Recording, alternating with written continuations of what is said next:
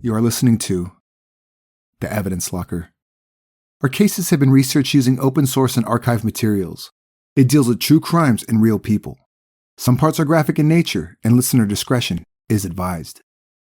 Each episode is produced with the utmost respect to the victims, their families, and loved ones. On Monday, November 3rd, 2003, 40-year-old Rob Kissel failed to show up for work. He was a high-profile investment banker for Merrill Lynch, based in Hong Kong. This in itself was perhaps not enough cause for concern. But he had also missed an important conference call the night before. He had been strategizing with coworkers earlier on in the afternoon, and there was no way he would have missed that call. Then he was a no-show the following morning, too. Someone at Rob's professional level didn't just skip out on work for no reason. His diary was booked months in advance, and every minute of his day was accounted for. Rob had lived in Hong Kong for about 6 years by this time. He was a New Jersey native who had completed his MBA at NYU before embarking on the career most finance students can only dream of. His job at Merrill Lynch, Hong Kong, provided his family with a life of luxury. He had married his wife, Nancy, before he made his fortune. Nancy was artistic and energetic and saw their future in Hong Kong as an adventure. But all the money in the world could not buy happiness for Rob and Nancy Kissel. Rob's closest friends knew that there was trouble in paradise, but did not know exactly how dark things had become between the couple. When Rob disappeared, Nancy wasn't the one to report him missing. Instead, a friend from work informed police that no one had seen Rob Kissel for 4 days, and his wife did not seem to care that he was gone.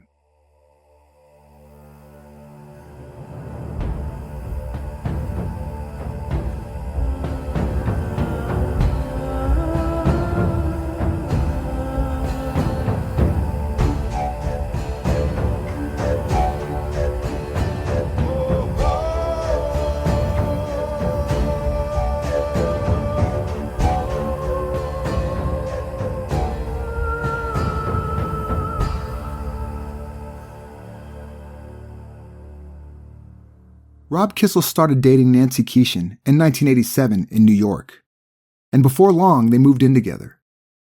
Rob came from a loving New Jersey family, and Nancy was an import from Michigan. They met while on holiday at a singles resort in the Caribbean. In fact, they met on a nudist beach, and he said to her, "I'll bet you look great with clothes on." Rob was one of 3 children, and when his dad's business took off, the family lived comfortably. They had a large home and owned a second property in Vermont, and they loved hitting the slopes together as a family. Nancy's parents divorced, and she had a half-brother. She always felt somewhat alone and abandoned emotionally. But when she met Rob Kissel, she felt safe and taken care of. In 1989, after living together for 2 years, they decided to get married. Nancy had a bachelor's degree in business and a master's degree in design, but soon realized that her husband's drive was greater than hers. She was fun-loving and creative, while he was level-headed and ambitious. For a while, Nancy supported them with her job at Caliente Cab Company, while Rob finished his master's degree in finance at NYU. Rob Kissel's future seemed to be paved in gold. He graduated in 1991 and took his first job at Lazard Frere in New York. After 5 years, he moved to Goldman Sachs, a move that would change his entire life. A fantastic opportunity arose, and Rob could not turn it down. In 1997, he was offered a job as vice president of Goldman Sachs' Asian Special Situations Group in Hong Kong. Together with his wife and their 2 children, they relocated to the Pearl of the Orient. It was a great adventure for them all, a lifestyle vastly different from their life in New York. The children attended Hong Kong International School. We'll take a quick break for a word from our sponsors, Best Fiends. So you all know how much I love Best Fiends by now. Playing the game on my phone is the perfect break from the dark world of true crime. Or, truth be told, I sometimes play while I'm listening to other podcasts. Best Fiends gives me the perfect balance between a challenge and a nice relaxing outlet. It's a casual game so it doesn't stress me out, which is perfect these days. And lately, I've been using it as a fun way to connect with my friends and family while still social distancing. Living in Australia, I haven't seen my friends back home in a while, so I've been playing Best Fiends with them. You can join teams. I'm in Team Orange. The fun mobile puzzle game is so much more than your average game. It's 5-star rated with over 100 million downloads, thousands of fun levels, and tons of super cute characters to collect. They've created a whole world right on my phone. It's bright and colorful with great graphics. And there's a story all about these cute creatures. I just unlocked a stag beetle called Moose, and I love his grumpy little face. Plus, I do love his personal power, the X-Bomb. There are also new in-game challenges and events every month, so the game always feels fresh and you'll never be bored. I like that I can play the game without using Wi-Fi, which means I can play it wherever I am. Join me, my friends and family, and millions of Americans who are already playing this fun puzzle game. Download Best Fiends for free on the Apple App Store or Google Play today. That's friends without the R. Best Fiends. Now, let's resume today's episode of Evidence Locker. Hong Kong is a vibrant city of about 7.5 million people living in an area of about 425 square miles. It has one of the highest per capita incomes in the world, with the second highest number of billionaires of any city in the world. There is a large inequality when it comes to income, with many residents working as cleaners, drivers, servants, and staff to the high rollers. The Kissel family lived in the upmarket Parkview private housing estate, along with many expats, some of the world's wealthiest individuals. It boasts a clubhouse, spa facilities, restaurants, and leisure activities. It is located in the green heart of the Tai Tam Country Park, south of Hong Kong city center. It is spacious and luxurious, with breathtaking views. Nancy loved flaunting her husband's money. Even in New York, she was known as a big spender. She supported him while he was studying, and it was a smart investment.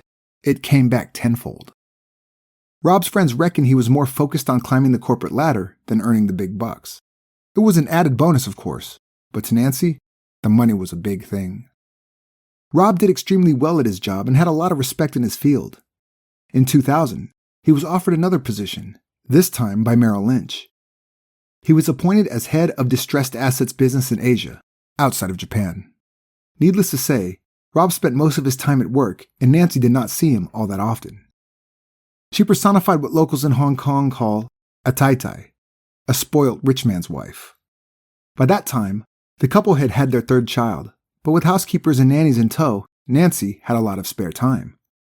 She had an abundance of time and money and found herself without much to do. She played tennis and started a photography business on the side, but still wanted to do more. So Nancy volunteered her time at the children's school and decided to be as involved as she could with the synagogue. She later said that with Rob's new job came new pressures, and he started using drugs to cope. He became controlling of her, as she had so much idle time away from him. He kept tabs on her 5 credit cards and became volatile. In 2003, Nancy and the children went back to the U.S. to escape the deadly SARS pandemic. Many American expat families did the same. The husbands stayed behind in their high-profile jobs, while the wives and children left indefinitely. They stayed at their home in Vermont for months. Nancy purchased a home theater system as they needed some entertainment to pass the time. A TV repairman visited the home to install the system, and Nancy was drawn to him. His name was Michael Del Priore. A candid conversation turned into friendship, and soon a fiery love affair ensued. Michael was twice divorced and lived in a trailer park. Nancy lived in a gilded cage. He listened to her. She showered him with affection and expensive gifts. Rob never wanted Nancy to get a tattoo, but Michael took her to have her children's names in Chinese characters tattooed onto her shoulder. Rob had a feeling something was going on behind his back, and he wasn't going to stand for it. He hired a private detective, New York-based Frank Shea, to keep an eye on his wife. Frank managed to install spyware on Nancy Kissel's computer. He also watched the house in Vermont and called Rob when he saw Michael sneaking in through the back door. Frank said Rob then called Nancy, after which Michael quickly left the house. Here is Frank's account.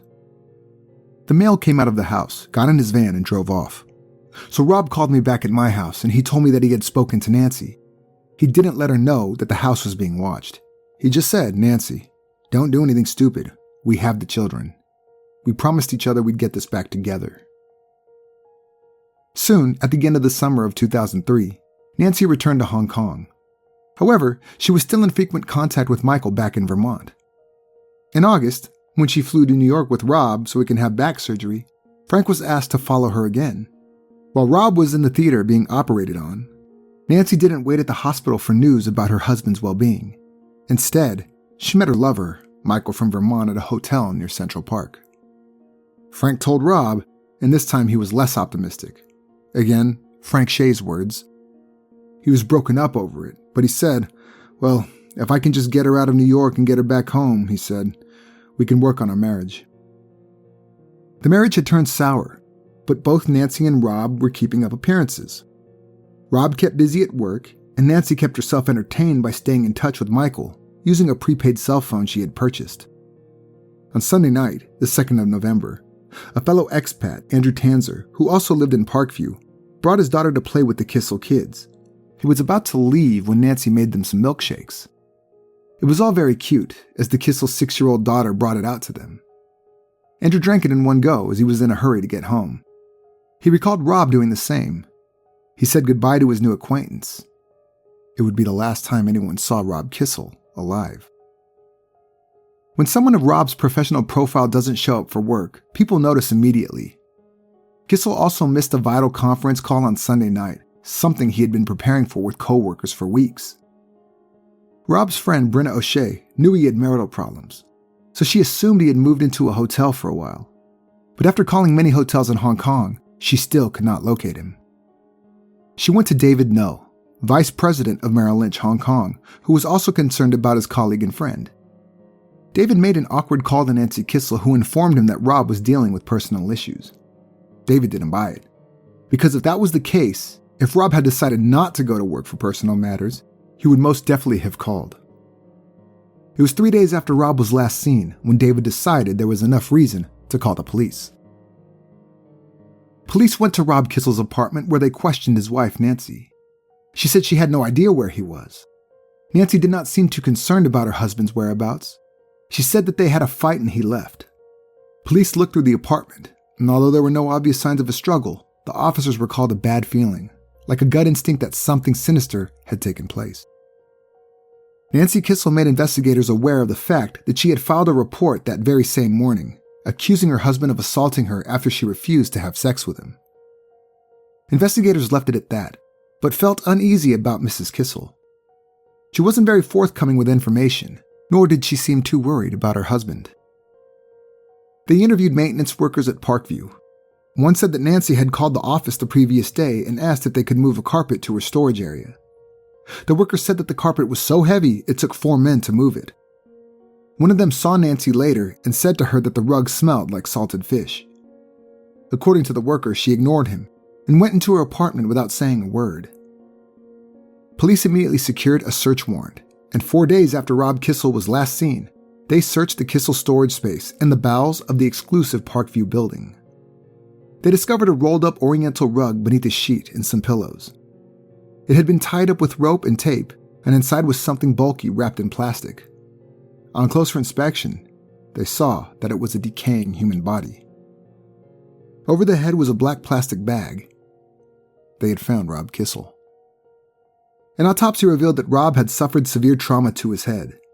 He had been hit no less than 5 times with a blunt instrument. Pathology reports also found that he had 6 prescription drugs in his stomach, 5 of which had been prescribed to Nancy Kissel in the months leading up to her husband's murder. Police interviewed neighbors and friends and heard about Andrew Tanzer's visit to the Kissel home. Andrew told police about the short visit and the milkshake. He said that when he got home, he was drowsy and fell asleep on the sofa. The next day, he could not recall much of the night before, but thought he was coming down with something and didn't give it a second thought. 2 hours after Rob's body was discovered, at 2:40 in the morning, Nancy Kissel was arrested and charged with the murder of her husband. Rob Kissel's murder was one of the most publicized criminal cases Hong Kong had ever seen. There was a mass curiosity about what happens inside the homes of the uber-rich. It was a story that had all the elements: lust, greed, revenge, murder. It was called the Milkshake Murder, a name that quickly caught on. Nancy Kissel admitted to killing her husband, but said it was self-defense. She described Rob as a domineering, heartless man. Rob lived for his work, and to maintain his high energy, he used cocaine and alcohol. According to her, they had had physical altercations during arguments before. She suspected that he was actually gay, and that he had sex with men when he went away on business trips. This assumption was based on the way he treated her in bed, as well as gay pornography she found on his computer.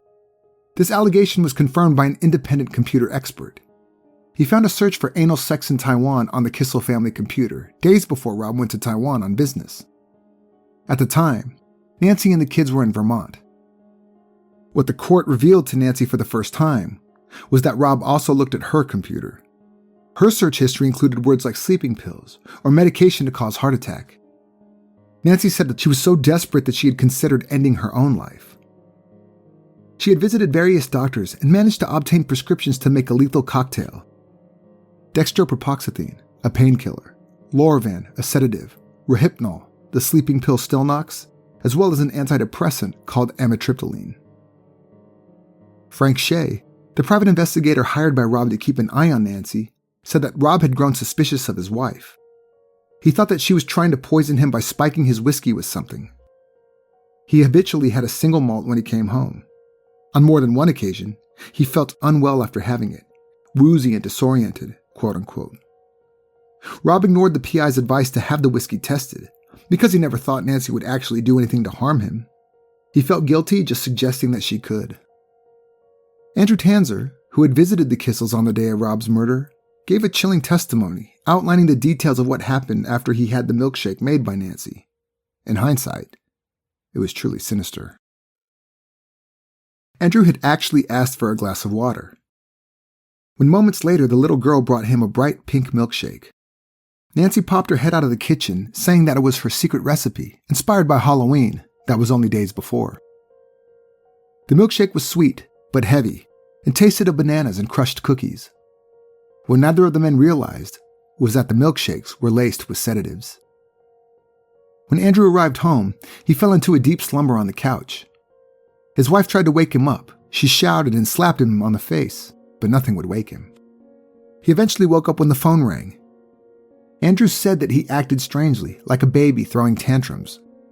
After dinner, his hunger was insatiable, and he ate 3 cartons of ice cream by himself. After this, he went to bed and soiled himself while he was asleep. The next morning, he was hazy and could hardly remember a thing. It is fair to assume Rob suffered from the same effects. After Andrew had left, Rob played with his son for what would be the very last time. He took a phone call from a colleague about the work conference call that evening. The colleague said Rob didn't sound like himself. He seemed tired, sleepy. If Rob had the same mixture as Andrew, he would have needed to lie down. He most likely went to the bedroom by himself and fell asleep on the bed he shared with his adversary.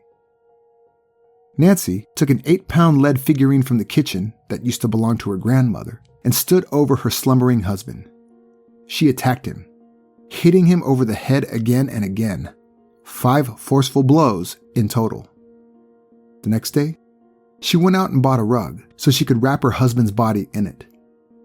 She also bought linen and pillows and said her cleaning lady didn't have to bother cleaning the main bedroom. Nancy kept Rob's body in the apartment for 3 whole days before calling the maintenance office to ask for someone to remove the carpet for her.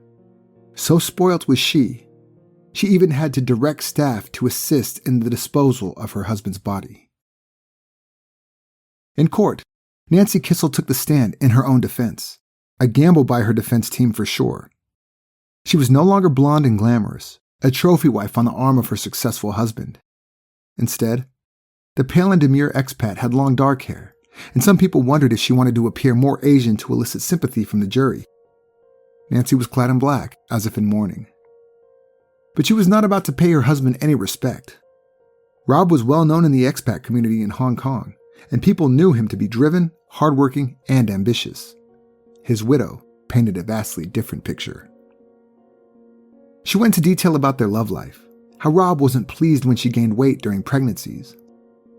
According to Nancy, over a period of 5 years, he raped and sodomized her frequently. She learned to go along with it because it hurt less. One incident was so rough, she suffered a broken rib. Although her testimony was chilling, she did not have anything to back up her allegations. No medical reports, nothing. Nancy alleged that Rob sometimes turned his anger on his children. She remembered an incident where her daughter was playing on the bed and Rob was on the phone. He pulled her by the arm, breaking it. However, The daughter's nanny testified that the daughter broke her arm while she was playing with her sister. Rob wasn't even home. On the witness stand, Nancy was made to admit that she had doctored Rob's whiskey with sedatives in the past. She said she had done it to calm him down so he wouldn't take out his anger on their children. Rob's suspicions were confirmed. Nancy continued her version of events that led to Rob's death. She claimed that 10 days before the murder, she had an argument with him about the possibility of a divorce. He allegedly said to her, "There's a divorce, you don't ask for it. I'm the one who makes the money. If there's a divorce, you don't ask for it. I ask for it." On Sunday morning, November 2nd, the Kissels went to synagogue as a family. In the afternoon, she made some milkshakes for the children, but her version doesn't mention the visit from Andrew Tanzer. According to Nancy, the children went out with the nanny in the late afternoon. Rob came to her in the kitchen and said that he had filed for a divorce and he was taking the kids. Nancy said that he was holding a baseball bat at the time and jokingly said that he needed it for protection against her. As he turned and walked down the hallway, she followed him. She had the metal figurine from the kitchen in her hand. She shouted at him, demanding to know what was going on. She caught up with him in the hallway and their argument became physical. She pointed her hand at him. He grabbed her wrist. She tried to fight him off, but he wouldn't let go. That's when she spat in his face. In reaction, he slapped her across the mouth. She said Rob then pulled her into the bedroom where he threw her onto the bed for sex. Nancy struggled to break free and crawled away. He pulled her by her legs. That is when she grabbed the figurine that had fallen onto the floor and hit him over the head. He slumped to the floor in shock. She was shocked too and offered to help him up, but he didn't want her help. Instead, he was overcome with rage and picked up the baseball bat and swung it at her. She protected herself by holding the figurine in front of her face. She heard the clinging sound every time the bat hit the figurine. And that's where her story ended. She claimed that she had no recollection of any events that took place after that. When asked about the way she disposed of her husband's body, Nancy Kissel could not offer an explanation. She said she had hardly any memory of the days following his death. She vaguely recalled driving somewhere, but could not remember going to buy the carpet that became a makeshift tomb. According to Nancy, her memory of those 3 days only came back in bits and pieces, and she could not account for any of her actions. The prosecution strongly implied that Nancy's lover, Michael, encouraged her to end her marital misery for good. He spurred her on, knowing that if Rob died and Nancy inherited his estate, she would go back to America with the money and he would have a prosperous future. Phone records showed multiple phone calls between them in the days before and after Rob's death. On the 4th of November, she called Michael a total of 6 times. CCTV footage from Parkview also showed Nancy, on the day after Rob was killed, carrying a suitcase, some shopping bags, and the carpet she used to dispose of her husband's body. There was no sign of injury or that she was hurting in any way. She had visited a doctor, and the doctor testified that Nancy complained of total body pain, but there was no evidence of injury anywhere. Forensic experts concluded that the baseball bat found in the Kissel home was never used to hit Nancy. It did not have Nancy or Rob's DNA on it. Also, after testing both the bat and the figurine, it was ruled that the items never made contact with each other. That meant that Nancy's story of protecting her face with the figurine was not true. Because she saw herself as the victim that acted in self-defense, Nancy pleaded not guilty. On the 1st of September 2005, after deliberating for 8 hours, the jury ruled that Nancy Ann Kissel was guilty of the murder of her husband Rob. She was given a life sentence. However, her conviction was overturned in 2010 due to legal errors, and she was released. Prosecution moved quickly to request a retrial. After a short stint out of prison, she found herself back in court. During the appeal, her defense team said that on the night of the murder, Rob Kissel told his wife that he was planning on filing for divorce and seeking custody of the children. After years of domestic abuse, this was the last straw for Nancy. She pleaded not guilty to murder, but guilty to the lesser charge of manslaughter, citing that she was provoked. The prosecution hit back, showing evidence of Nancy's affair with Michael, and showed that Nancy was the one who intended on leaving. But she realized that she would be better off with Rob dead. as she stood to inherit his $18 million estate, and a divorce settlement would have only yielded her $4 million. A jury of 7 women and 2 men found Nancy Kissel guilty once again on the 25th of March, 2011. Again, she was sentenced to life in prison. This case is a true tragedy of 2 people who should probably have gone their separate ways years before. Because Rob was no longer alive, he could never answer for the deeds his wife accused him of. Many people skeptical of Nancy Kissel's claims of domestic abuse believe that she simply wanted out of the marriage. But if she was a victim of domestic abuse, who never shared her story with anyone but her lover in Vermont, is there any sympathy for her? Kissel is serving her sentence at the Thailand Institute for Women. No criminal charges were ever brought against Michael Del Priore for his role in Rob's murder. He has since moved on and married his 3rd wife. He was inundated with love letters from Nancy, to the point that he wrote the warden of Thailand and asked to stop Nancy from sending any more. American officials in Hong Kong refused to get involved in Nancy's court case. Their only concern was the children, Elaine, June, and Reese. First, they were sent to Nancy's father back in the U.S., as was Rob's wish in his will.